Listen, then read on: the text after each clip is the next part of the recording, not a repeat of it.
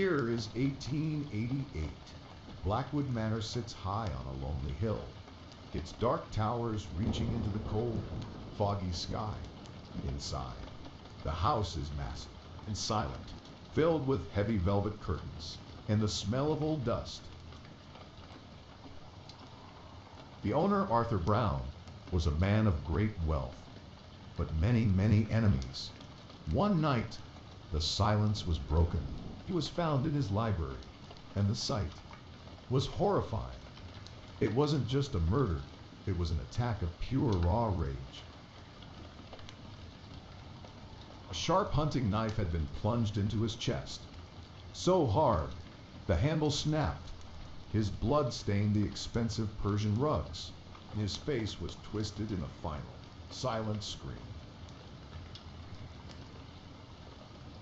Since that bloody night, the mansion has been locked tight.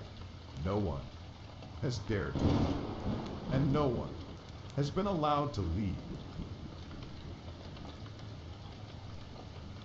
To prevent the murderer from vanishing into the fog, the iron gates were bolted, trapping everyone inside the stone walls. There are only a few people left in this dark, hollow house: the servants, the grieving widow, and the silent, nervous guests.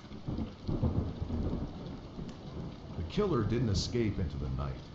They are still here, breathing the same stale air, hiding behind a mask of innocence. As you raise your lantern, their shadows stretch long against the blood-stained floor. One of them is a monster, and you are the only one who can find them.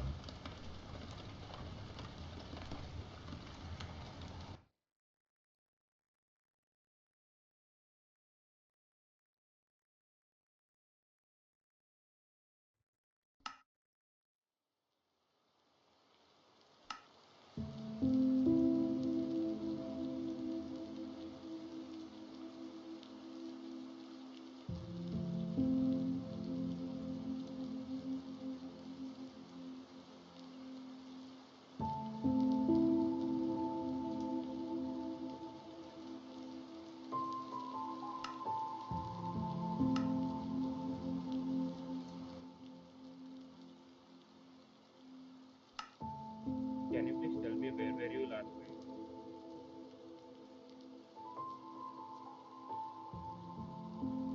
I was in the pantry until 9:30 p.m, polishing silver as per my usual routine. The widow can confirm I delivered her tea promptly at 9:20. Nothing unusual occurred.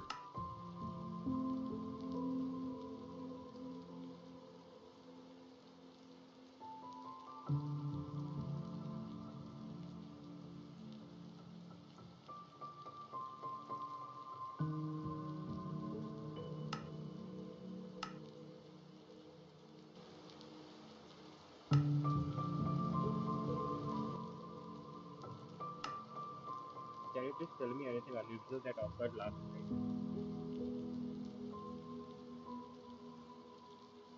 The room was undisturbed except the tea tray by Arthur's chair. He drank his usual chamomile, which Hartwell served. I last spoke with Edward before retiring. I told Arthur I loved him. Nothing seemed amiss. The fire was low, the door closed.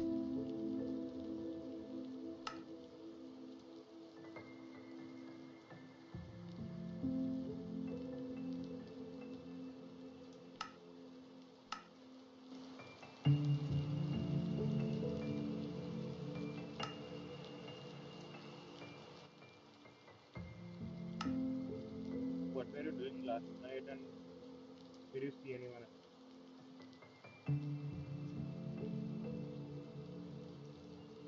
I was cleaning the east wing, then delivered towels. At 9:13, I passed the study. I heard Arthur arguing with the butler. That's all. I didn't see anyone else. I wouldn't dare interrupt.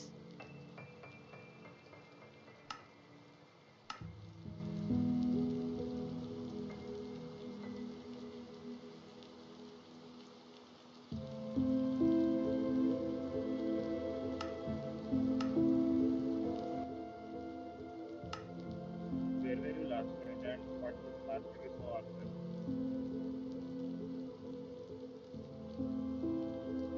Arthur? I was in the garden until just after 9:05. I checked my watch. I went straight to my room. I saw Arthur in the study earlier. We argued, but I didn't see him after that. I swear. Please, you don't think I had anything to do with...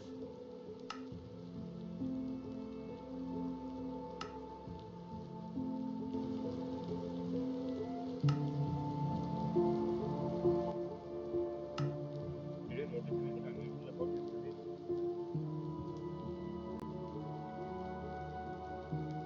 I was reading in the library from 8:30 to 9:20. Edward argued quietly with the mistress near the hallway door around 8:50. Hartwell passed by swiftly at 9:05, glancing in. Nothing else seemed out of place. Emma Graves was there the whole time.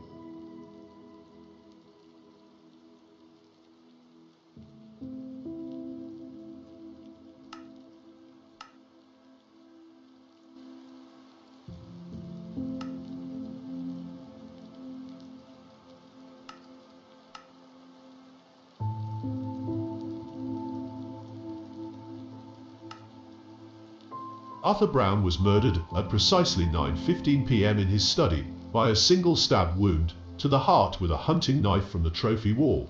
The knife had been missing since earlier that evening. Lady Beatrice Vale discovered the body at 9:30 p.m. when she brought tea, screaming and dropping the tray. All guests were gathered for evening drinks in the parlour from 8:30 to 9:10 p.m. Victor Lancaster claimed he was preparing the study for after-dinner brandy, but in truth, he waited until Arthur was alone, then stabbed him, knowing the layout would delay discovery. Edward Hartwell was seen pacing the gardens until 9:05 p.m. and then retired to his room, genuinely afraid after an earlier argument with Arthur over debts. Thomas Blackwood remained in the library reading until 9:20 p.m., where Emma Graves briefly saw him. Emma herself was cleaning the east wing from 8:30 to 9:20 p.m., then delivered towels to guest rooms, passing the study at 9:13 p.m. when she heard muffled voices, Arthur and the butler, before silence. Victor lied about being in the kitchen pantry retrieving brandy, but the pantry ledger shows no entry, and the brandy tray was still in the sideboard. Victor's motive stems from Arthur's abuse of power.